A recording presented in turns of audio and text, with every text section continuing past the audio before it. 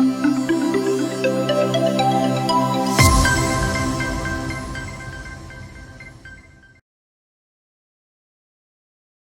and welcome to the Daily News Simplified, an answer to what, why, and how of newspaper reading. Today we will discuss the Delhi edition of the Hindu newspaper dated 20th October 2019. And the articles that we will discuss are displayed on your screen. So let us start our discussion. Now, this article on page number 13 reads that the government appoints 3 new members to the PM's Economic Advisory Council. So, in this article, we will try to understand some basic facts related to PM's Economic Advisory Council and what are its important functions. So, this will fall under preliminary examination syllabus under the topic Economic Development. So, regarding the PM's Economic Advisory Council, you should note that it is a non-constitutional as well as non-statutory body. So what this means is that this advisory council has not been mentioned in the Indian Constitution, and also this has not been created by any law. However, it has merely an advisory role and it is an independent body which has been constituted to give economic advice to the Prime Minister. So it is an informal body which does not have constitutional as well as statutory status. Now this is chaired by a chairperson and it consists of several eminent economists as members. However, the number of people in this advisory council has varied over a period of time. And at one point of time, the former Prime Minister Atal Bihari Vajpayee was the chairperson of this PM Economic Advisory Council. So the membership of this PM Economic Advisory Council has also varied over a period of time. Now, what are the important functions of this PM Economic Advisory Council? So it mainly analyzes important economic issues referred to it by the Prime Minister of India. And on those matters, this council mainly advises the Prime Minister. Further, it addresses issues of macroeconomic importance and it also presents its view to the Prime Minister regarding these macroeconomic issues. Further, it submits periodic reports to the PM on macroeconomic developments and issues which have implications for the economic policy of the government. Further, the Niti Aayog acts as the nodal agency for the administrative planning and budgeting of this PM Economic Advisory Council. So all the administrative planning and budgeting needs of this council are taken care of by the Niti Aayog. And two of its important reports are the Economic Outlook Report and also the Review of Economy. So all these facts can be important for us from the preliminary examination point of view. And particularly, does this Economic Council have constitutional status or not is important for us from preliminary examination point of view. And also the important functions of this Economic Advisory Council can be asked in your preliminary examination. With this, let's take up the next article. Now this article on page number 13 reads that the IMF members delay the quota changes and agree to maintain the funding. So this will fall under General Studies paper 3 under the topic Economic Development, and also it can fall under General Studies paper 2 under the topic International Relations. Now to understand the ongoing issue regarding the quota changes in IMF, let us first understand how does the IMF raise its funds. So there are 3 ways in which the IMF raises its funds. First is that it raises funds through the quota that is given to the member countries.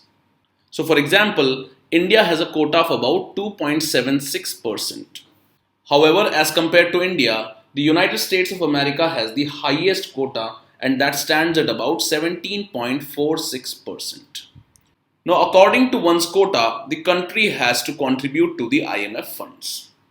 And as the United States of America provides the highest amount of funding to the International Monetary Fund, it has the highest quota in IMF. The second way in which the IMF raises its funds is through New Arrangement for Borrowing or NAB.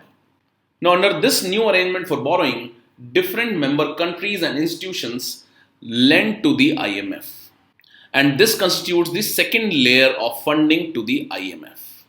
And the third one is the bilateral borrowing agreements. And under this, the IMF gets into an agreement with a country and through that, it borrows money from that country. Now the issue with these two fundings, that is the new arrangement for borrowing and the bilateral borrowing agreements, is that it does not change the quota of the member countries. And that is why Presently, the IMF is relying on sourcing its funds through these two arrangements, and it is not changing its quota for different countries. And as the IMF is not ready to change the quota for different countries, the developing countries like India and China are resenting to it. And that is mainly because now India and China have emerged as few of the important economic players in the world economy. However, their voting rights and quota in the IMF remains unchanged, and it is very low as compared to the other developed countries. So, due to the changing economic scenario around the world, the developing countries are demanding a change in the quota system, which also has an impact on the voting rights for these countries in the overall decision making of the IMF. So, in this background, let us understand few facts regarding the International Monetary and Finance Committee, that is IMFC. Also, what is this quota system and how does the quota review system works, or how can this quota be changed? Further, we will learn about the special drawing rights in which this quota is provided to the countries. And also we'll look in detail about these three sources of funding for the IMF. And what is the recent decision of this IMFC or International Monetary and Finance Committee, and what are the issues with that? Now, the International Monetary Fund and the World Bank were created at a famous conference known as the Bretton Woods Conference, which was held in the year 1944. And this conference was held after the Second World War in order to ensure global financial stability and to promote growth and economic development. So in this regard, the role of World Bank is limited to give loans to the poor and developing countries to promote growth and development. However, the IMF's main role is to give loans to the member countries which are facing the problem of balance of payments. And you should note that in the year 1992, when India was facing a severe balance of payment crisis, it resorted to loans from the International Monetary Fund. And that is why India embraced the reforms of liberalization, privatization, and globalization. Now, this International Monetary and Finance Committee has decided to increase the non-permanent sources of the IMF funds. And we note that these non-permanent sources are the new arrangements for borrowing, NAB, or the bilateral borrowing arrangements. So in this regard, let us first understand what is this IMFC and what is its key role. Now, as far as the highest decision-making body of the IMF is concerned, it is the Board of Governors. And it consists of one governor and also one alternate governor for each member country. And this governor is appointed by a member country and is usually the Minister of Finance or the head of the central bank. Now, what this IMFC or International Monetary and Finance Committee does is that it advises and reports to the IMF Board of Governors on the supervision and management of the international monetary and financial system. So this mainly reports and advises the IMF's Board of Governors. So it is an advisory body. Further, IMFC has 24 members who are drawn from the pool of 189 governors, which are appointed by different member countries. Now, this IMFC meets twice a year and discusses matters of common concern which affect the global economy. And it also advises the IMF on the direction of its work. So, this IMFC has presently advised the IMF that it should increase the non-permanent sources of funding, that is, new arrangement for borrowing and also bilateral borrowing agreements. And it should not change the quota system in the IMF. So in this background, let us understand what is this quota system. So this quota simply determines the maximum amount of financial resource that a member is obliged to provide to the IMF. So according to the quota which has been provided to different countries, these countries will have to provide the funding to the IMF. And this financial contribution of each member country or the quota is based on four important indicators. First is the size of GDP. Secondly, the openness in its economy. Third is the economic variability and its international forex reserves. Now, initially when the IMF was created, the developed countries had the highest amount of quota. However, now other developing countries are also catching up. For example, India and China have the highest growing economies in the world. and their size of GDP has now increased considerably and they fall in the top 10 important economies of the world. However, their quota in the IMF has not increased up to that extent. And that is a contentious issue, and these developing countries are now demanding an increased quota in the IMF and have suggested that the quota system should now be reviewed once again.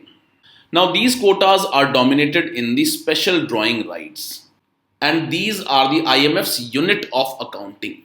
Now, these SDRs are based on a basket of important international currencies, and we will look at these special drawing rights in the later half of this video.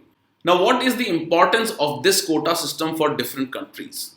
So, importance is that it determines the voting power of a country in the IMF's decision making, and also it determines the borrowing limits for that country.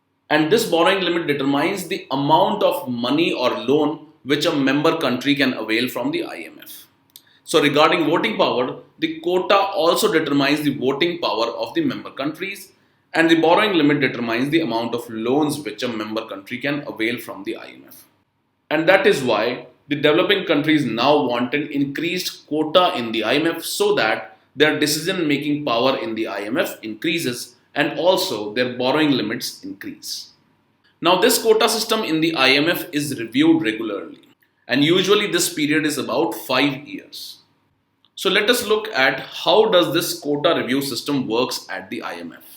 Now, the Board of Governors of the IMF reviews this quota system in the IMF, and any change in this quota has to be approved by about 85% majority of the total votes in the IMF. Further, an important clause is that a member's quota cannot be changed without its consent. So, the consent of the country whose quota is being changed is also important. Now, recently, the 14th quota review was held in the year 2010, and this led to the changes in the quota for different countries at the IMF. And in this, the quota for developing countries was increased because of their increasing share in the global economy. And accordingly, India's quota and voting rights increased. So, as far as India's quota and voting rights are concerned, India's quota stands at about 2.76%, and its voting right stands at about 2.64%. However, USA has the highest quota and voting rights, and its quota stands at about 17.46%, and it has voting rights of about 16.52%.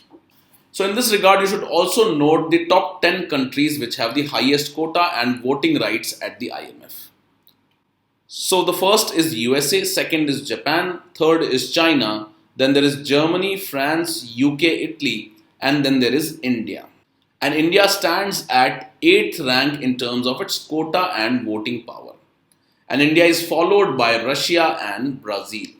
So this is the sequence of top 10 countries which have the highest quota at the IMF.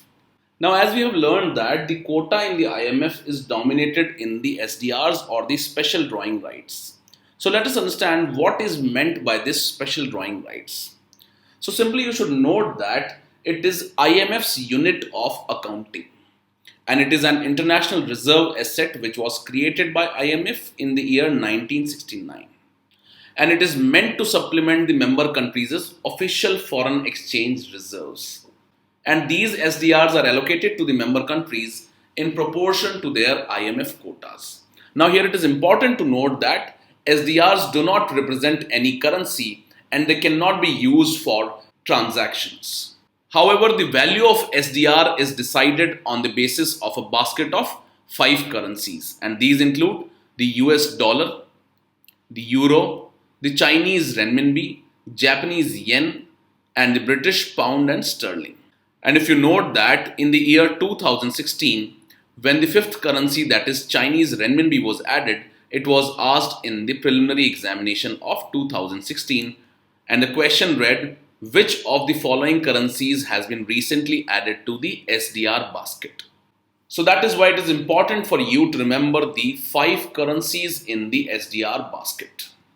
Now here it is important to note that SDR cannot be used for conventional transactions. However, if a country has SDRs with it, it can exchange it for other foreign countries. This is because its value is based on 5 different currencies.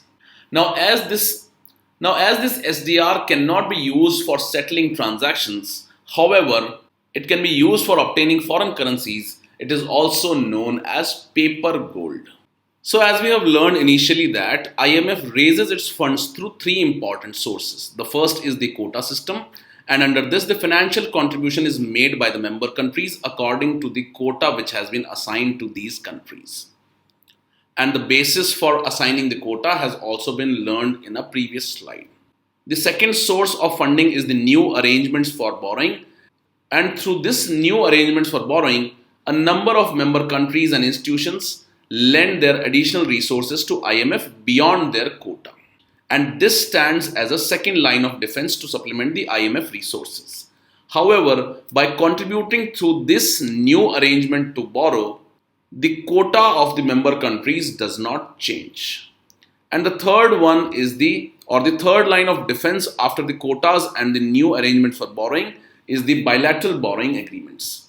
And under this, the IMF has entered into several rounds of bilateral borrowing agreements with certain member countries to ensure that it could meet the financing needs of its members. And presently, the lending capacity of IMF stands at $1 trillion. So after all these basics, let us understand what is the recent decision of the IMFC. Now presently, the 15th review of the IMF's quota was scheduled in the year 2019. However, during a recent meeting of the IMFC or International Monetary and Finance Committee, it has been decided to maintain the total lending capacity of IMF at about $1 trillion only. And this would be done without enhancing the quota for different member countries. However, the IMF will increase its funding through the new arrangements to borrow and through bilateral borrowing agreements. And according to this decision, the 15th review has now been extended till 2020. Now in this background, India and other developing countries are demanding an increase in their quota and voting shares at the IMF. However, the developed countries like USA and other are opposing this increase in the voting rights for developing countries like India and China. Further, this change in quota is becoming difficult because the quota can only be increased if 85% of the member countries agree to it. And since USA enjoys about 15% of the voting rights at IMF, it can exercise a virtual veto on the decisions of the IMF. And we know that the US has been opposing the changes in the quota system, and they are also opposing the changes in the quota for developing countries. And that is why this has become a contentious issue at the 15th review of the quota system. So this was the issue, and some of the points that we have discussed regarding the quota system, SDRs, etc. becomes important for the preliminary examination point of view. With this, let's take up the next article. Now this article on page number 9 talks about a clarification on the definition of forest which has been provided by the Forest Advisory Committee under the Ministry of Environment, Forest and Climate Change. So this will form a part of the preliminary examination syllabus under the topic General Issues on Environment and Ecology. And in this clarification, this Forest Advisory Committee has clarified that the states need not take its approval to define what constitutes unclassified land as forest. So before understanding the news article, let us first understand the difference between forest cover and forest area. Now you might have heard that in the State of Forest report, which is published by the Forest Survey of India, it generally talks about the increase in the forest cover in India. However, this definition or the term forest cover is different from the term forest area. And according to the Forest Survey of India, this term forest cover refers to all the lands which are more than 1 hectare in area and which have a tree canopy of more than 10%. And this land classification is irrespective of the land use, ownership and the legal status of a land. So for example, if there is a plantation area which is greater than 1 hectare and it has a tree canopy of more than 10%, it can be classified under the forest cover by the Forest Survey of India under its State of Forest report. However, it does not necessarily mean that it will be termed as a forest area under the Government of India's record. So regarding the forest area or the recorded forest area, you should note that it refers to all the geographic areas which are recorded as forest areas in the government records. And these recorded areas mainly consist of reserved forests and protected forests, and these are notified under the provisions of Indian Forest Act 1927 and also under the acts of the state governments. Now here you should note that the forest as a matter of legislation fell under the state list before 1972. However, from state list it was moved to concurrent list after the 42nd Constitutional Amendment Act. And as such, the central government also had the powers for defining what constitutes forests and the management of forests and wildlife. So that is why the forest can be declared under the Indian Forest Act by the central government and also by the various acts which have been passed by the state governments. Now, one important point to be noted about the forest area is that the recorded forest area may also include all such areas which have been recorded as forests in the revenue records or have been constituted under any state act or local laws. So all those areas which do not have any forest cover can be included under the forest area under the state government acts if they have been recorded under the revenue record as forest area. So this shows the difference between the terms forest cover and the recorded forest area or simply the term forest area. And the forest cover is a term used by the Forest Survey of India under its report or the biannual report, which is the state of forest in India. And this is defined as any land which is more than 1 hectare and has a tree canopy of more than 10%. And it does not take into account the land use, ownership or the legal status of the land. However, forest area is different from this term forest cover, and it includes all those areas which have been defined as forest under the Indian Forest Act 1927 or according to any state government act.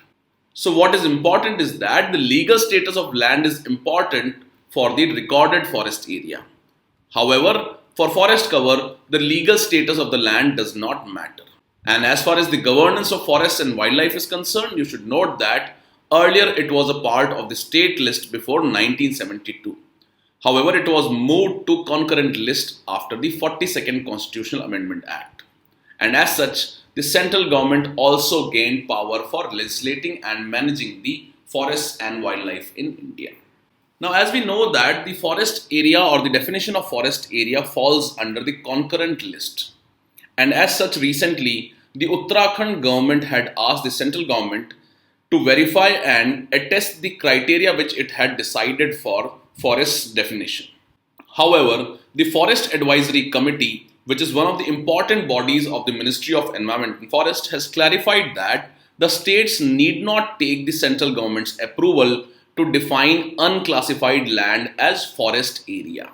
So in short, the state governments are free to frame their criteria for forest definition, and such criteria so finalized by a state will not be subjected to approval by the Ministry of Environment and Forest, or in short, it will not be subject to the approval of the central government. And this freedom to define any unclassified land as forest has been accorded to the state governments after the 1996 by a judgment of the Supreme Court known as the Godvarman judgment. And this judgment expanded the definition of forest, which included lands that were already notified by the center as forests and that appear in the government records as forests, as well as those that fell in the dictionary definition of the forest. And according to this clause, the Supreme Court gave the power to the state governments to define the forest land according to their own criteria. So this dictionary definition clause, which was defined by the Supreme Court, allowed the state governments to evolve their own criteria and define tracts of lands as forests. And once these lands are defined as forest lands or forest area, these would be bound or subjected to forest conservation laws. For example, the Indian Forest Act of 1927. So hopefully you have understood the difference between forest cover and forest area, and also what was the issue regarding the definition of forest and how it has been resolved by this Forest Advisory Committee. Now, regarding the Forest Advisory Committee, you should note that it is the apex committee under the Ministry of Environment and Forests, which provides approval to the industries for clearing of forests and setting up of industries. And this Forest Advisory Committee has suggested and clarified that the state governments are free to frame their own criteria for defining a land as forest, and such a criteria need not be subjected to the approval of the central government. With this, let's take up the next article. Now, this article on page number 14 is related to the issues in the RCEP trade negotiations or the Regional Comprehensive Economic Partnership. So this will fall under General Studies paper 2 and the topic International Relations. So in this article, we will mainly look at what are the India's issues with the RCEP or the Regional Comprehensive Economic Partnership. Now, we have already covered the basics of the RCEP negotiations in one of the previous DNS videos. So we will first revise from that video, and after that, we will try and understand the concerns of India regarding the RCEP. Now, regarding the RCEP or the Regional Comprehensive Economic Partnership, you should note that it is a trade agreement which is being negotiated between ASEAN plus 6 countries. And you should note that there are 10 member countries of the ASEAN grouping. And besides these 10 countries, the other countries which will be a part of this RCEP will be Australia, China, India, Japan, New Zealand, and South Korea. And this trade agreement covers goods, services, investments, intellectual property, etc. And it is also intended to be a free trade agreement. Now, the member countries of this RCEP can be an important aspect for us from the preliminary examination point of view. Now, besides the name of these plus 6 countries, you should also learn about the 10 countries which are members of the ASEAN grouping. And the names of these countries have been provided in the PDF which is attached to this video. Now, after this, let us look at the chronological order in which the negotiations for RCEP has taken place. So here you should note that the ASEAN framework for the Regional Comprehensive Economic Partnership was adopted at the 19th ASEAN Summit in 2011 in Bali and Indonesia. However, the joint declaration for the launch of RCEP negotiations occurred in 2012 at the 21st Summit of ASEAN.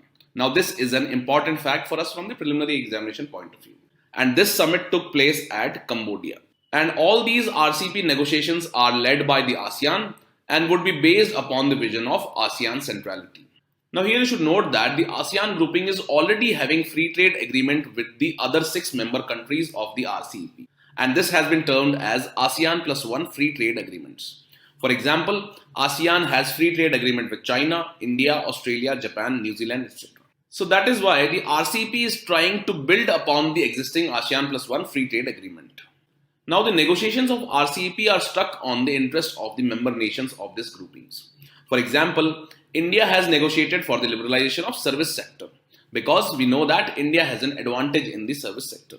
However, India has been reluctant for the liberalization in the manufacturing sector because in this sector, India has been lagging and China has a major advantage. So that can put the trade interests of India on the backstage. So that is why the negotiations are stuck on the interests of the particular countries. So now, what are India's issues with this Regional Comprehensive Economic Partnership? Now, one of the biggest concern is that if India agrees to this RCEP deal, it would give China the uncontrolled access to Indian markets. And this becomes a big concern in the background of cheap imports from China, which have been impacting the domestic industry badly. And because of such cheap imports which are being flushed by China into India, the Indian government has already been taking various steps to curb such imports. For example, the Indian government has imposed a safeguard duty on solar panel imports, and it has also imposed an anti-dumping measure on the items, for example, steel. So even when the government is imposing such curbs on imports from China, if India agrees to such RCEP deal, it would give uncontrolled access to Indian markets. And that is the biggest concern for India's domestic industry. And if India agrees to this RCEP deal, it will have to reduce import duties on almost 80% of the products which it imports from China. And further, India will have to cut duties on about 86% of the imports from Australia and New Zealand. Further, India will have to reduce the duties on almost 90% of the products which it imports from ASEAN, Japan, etc. So, this shows that by agreeing to the RCEP deal, it will provide uncontrolled access to the Indian markets to countries like China and other ASEAN countries. Now, another important and contentious issue is regarding the investments in India and also regarding the e-commerce. Now, in the past, the Indian government has stressed on all the companies which are investing through the foreign direct investment route to transfer the technology to the Indian partners. However, as India has agreed to the investment chapter of RCEP, this would mean that the government can no longer mandate any company which is investing in India to compulsorily transfer the technology to its Indian counterparts. And this mandatory technology transfer clause was one of the ways in which the Indian companies were growing and increasing their global presence. However, if India agrees to such a clause, this necessity or the compulsion of transferring technology to the Indian companies will be done away with. And this is one of the concerns which has been raised by the Indian industries. Further, this investment chapter of the RCEP also says that a signatory government cannot set up a cap on the amount of royalties an Indian company can pay to its foreign partners or foreign parent company. So, this means that any profit which has been earned by the Indian company will have to be transferred to the foreign parent company. And not necessarily the Indian company will be bound to pay this profit or dividends to the shareholders of that company. So, by removing such a cap on the royalty transfer by the Indian companies to the foreign companies, the rights of the shareholders might be affected. And as we have learned in the previous DNS video, if India agrees to the e-commerce chapter, it would impact India's plans of data localization. And we have dealt with this issue of data localization in the recent DNS of 17th October 2019. So regarding the issue of data localization, you can go through this video. So the question that was asked in 2016 read, the term Regional Comprehensive Economic Partnership often appears in the news in the context of the affairs of a group of countries known as. And we know that the RCEP negotiations are envisioned on the basis of ASEAN centrality. And that is why B is the correct option. Now, after going through this discussion, you should try and answer this question from your preliminary examination point of view. The answer for this will be displayed after 5 seconds. So, if you go through this question, it reads, which of the following countries are part of the RCEP negotiations? And we know that the member countries of the RCEP are the ASEAN countries plus the 6 countries. Now, the options given are Thailand, North Korea and Brunei. Now, we know that Thailand and Brunei are part of the ASEAN countries. And both of these are member countries for the negotiation of RCEP. However, you should note that North Korea is not a part of the RCEP negotiations, while South Korea is. So, this can be one important aspect that should be kept in mind. And the correct answer is B, that is 1 and 3 only. And with this, let us move on to the next article. Now, this issue on page number 14 is in news with respect to the land acquisition law which was passed in the year 2013. And this has come under controversy for 2 important reasons. First is related to the legal interpretation of one of the provisions of this new land acquisition law. And the second issue is related to the judgment over this controversial clause of the land acquisition law of 2013. And in this judgment, there is issue of conflict of interest. So this will fall under General Studies paper 2 under the topic Polity and Governance. So let us look at both these issues one by one. So first, let us look at the provision of the land acquisition law which needs interpretation. So the recent issue regarding the land acquisition is that if land acquisition was made by the Government of India under the old law of 1894, before 5 years of the commencement of the new Act of Land Acquisition of 2013, and the compensation for such a land acquisition was awarded, however, if it was not paid to the farmers or any landowner, then such a land acquisition would lapse. So simply it means that, for example, the land acquisition law was passed in the year 2013. And if a land was acquired in the year 2008, which means that it was acquired 5 years before the commencement of the new Act of 2013. And accordingly, the compensation was awarded for such a land acquisition which happened in the year 2008.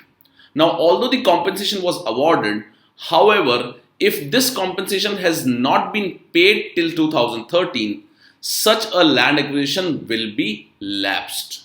And accordingly, new process of land acquisition will have to take place under the new provisions of the Act of 2013.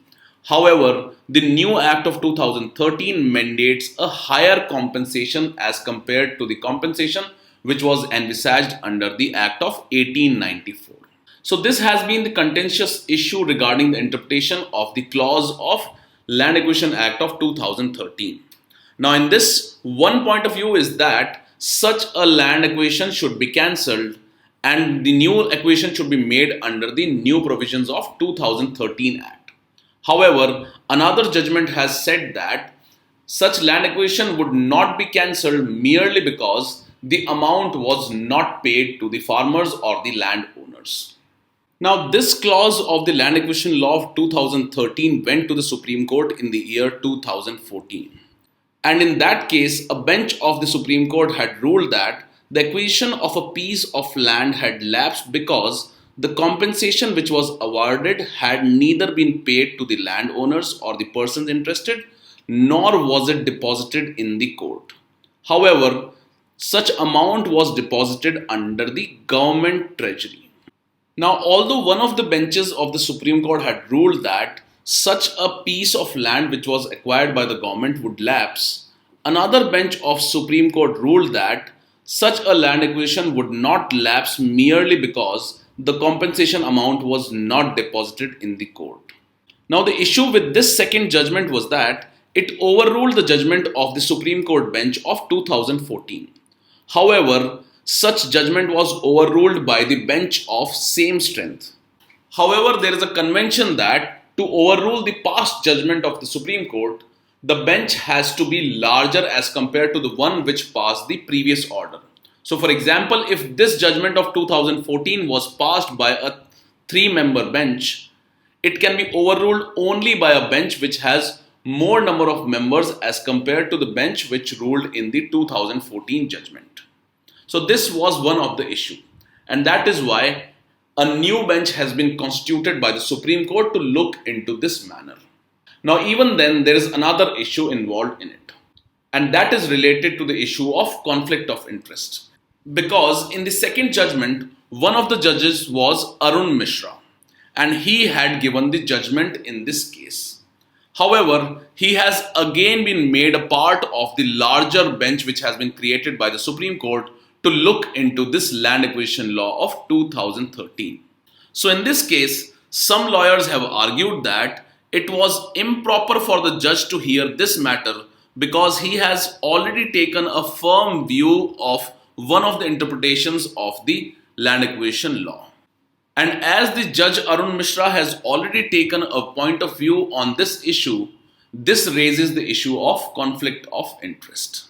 Now, regarding the land acquisition law and its provisions, they have been provided in your PDF. However, this is a news in transition and a developing story, so let us wait for the story to unfold further. Now, after today's discussion, let us take up these preliminary examination questions and the answer will be displayed after 5 seconds. The first question is that consider the following statements about the PM's Economic Advisory Council. First statement is that it is a statutory body, which is incorrect. Second is that it can allocate money for various projects of Government of India. So here it should be noted that it is merely an advisory body and cannot allocate money. Hence the correct answer is D, neither 1 nor 2. Second question is that which of the following currencies are included in the basket of currencies of the special drawings rights of IMF. So in this regard, US dollar and euro are there, however rupee is not included. So the correct answer is B, that is 1 and 2 only. Third question is that which of the following indicators are used for deciding the quota of a country under IMF.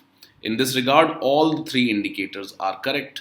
And the correct answer is D, 1, 2 and 3. With this we conclude today's discussion. Now let's take up the question for the day.